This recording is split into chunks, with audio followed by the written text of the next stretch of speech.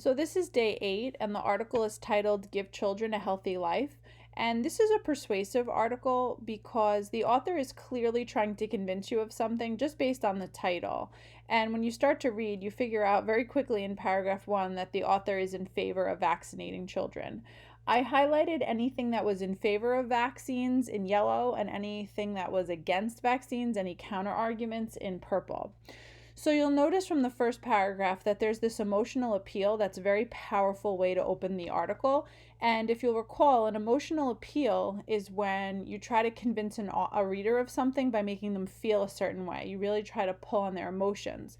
So in this case, you have this opening paragraph where it gives you these scenarios of a time when a mother would hear her child cough, or an outbreak would grip a community, which is kind of what we feel like we're living through right now. But there were these times when there weren't vaccines, and we're experiencing what that's like right now for these illnesses. And so it would have people being very concerned. So the author is going to argue, if we have these vaccines, we need to use them because that's what's keeping people alive.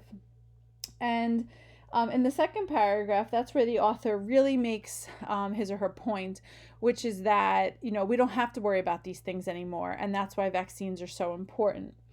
Moving down, it talks about how, it's basically ridiculous. He calls it willful ignorance for people not to vaccinate their children. And then he does go on to talk about I keep calling him he. Let me just look at the author.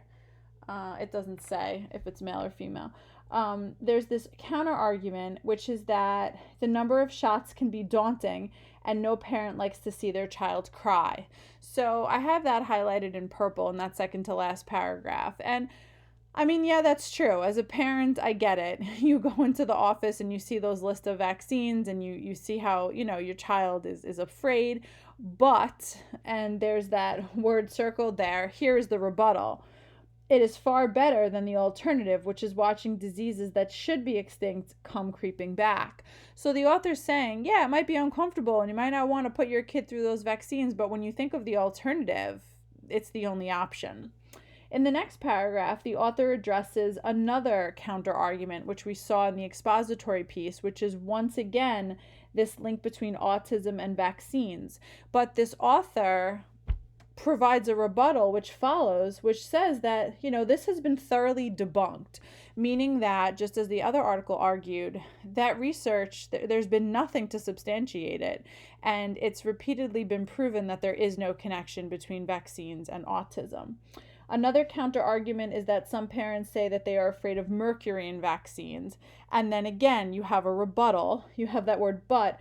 Most vaccines given to children actually don't have mercury. So I just made myself a little chart at the bottom of the page. These are the two counter arguments, the autism connection and the mercury. And then these are the two rebuttals that the author provides. There is nothing to substantiate the autism claim, and a lot of vaccines for children, they actually don't have mercury in them at all. Going on to the next page, the author addresses one more counter argument, which is the religious exemption. And the author responds by saying, the rebuttal is that what religions really are there that say that vaccines are not in line with their beliefs. And the author is basically kind of calling out, people who are using that as an exemption, saying, it's kind of a bogus reason not to vaccinate your child.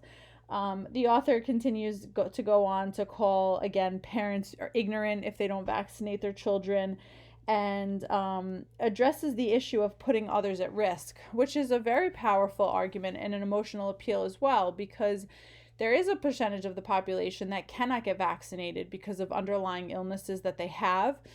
And there's also infants that haven't received all those vaccines. And the fact of the matter is the author's saying, if you don't vaccinate your child, you're putting other people's children at risk through no fault of their own.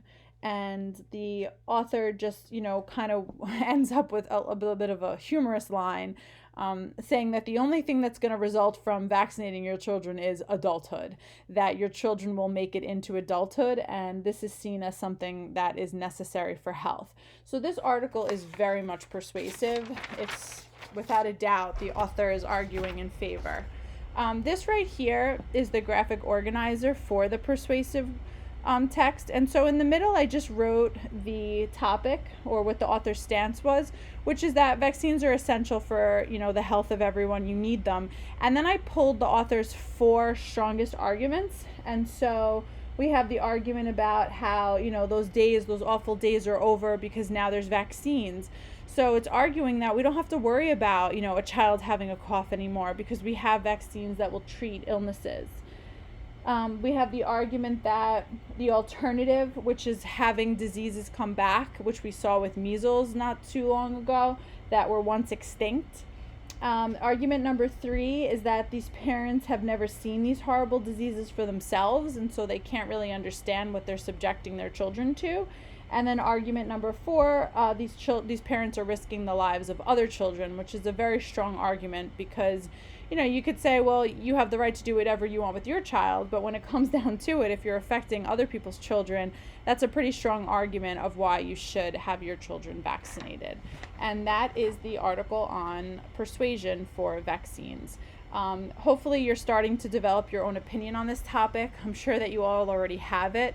And I feel like, considering the coronavirus crisis right now, which, scientists and doctors are working very hard to find a vaccine for this to protect people, that might be swaying you right now as well. You might be developing a bias from the news and everything that you're hearing of what's going on right now.